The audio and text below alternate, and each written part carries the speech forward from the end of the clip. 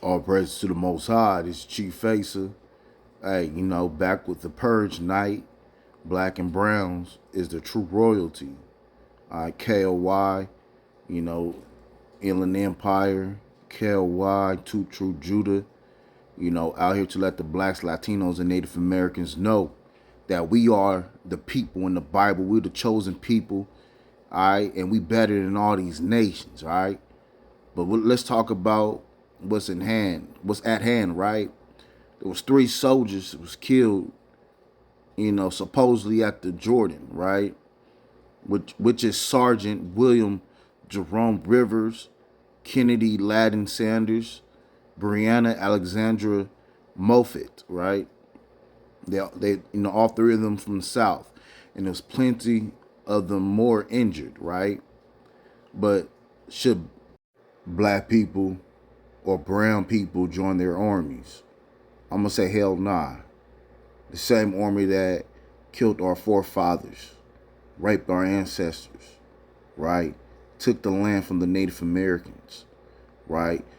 Their armies only, you know, ran by greed. There's no law saying you can't join the military, but at the same time, you feel me? You want to be very wise because look how they treat our people after we leave that place, right? We must understand we are chosen people. Facts. It was black people in the Roman army back in those days. All right. This is Acts 13:1. Now there were in the church that was at Antioch certain prophets and teachers as Barnabas and Simeon that was caught nigger. All right. And Lucius of Cyrene and Madadine, which had been brought up with Herod the Teriach and Saul. Right. This is history, y'all. I honestly feel like, those brothers and sisters that was killed was used as bait. All right, you got to understand Genesis 25 and 27, and the boys grew, and Esau was a cunning hunter, right? So Esau is a cunning hunter. Ecclesiastes 12 and 10 says, never trust thy enemy, for like iron rusteth, so is his wickedness. The white man Esau will be the one to, use his own army as bait and also our people and put us in the front of the line. All right. There's a reason Muhammad, Ali didn't want to join the army.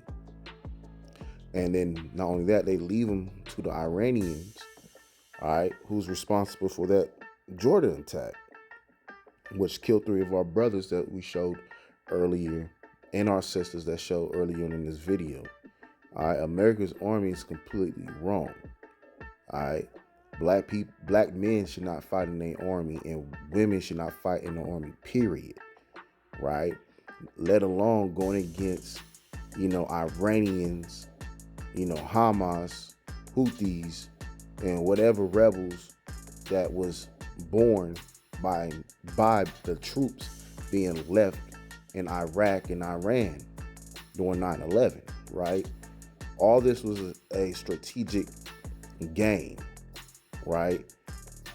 The white man want to go to war. Their God is their weapons.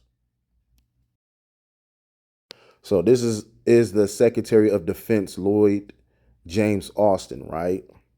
The third, all right? They say he's an American, politician when he's a black man, a so-called Negro tribe of Judah himself, right?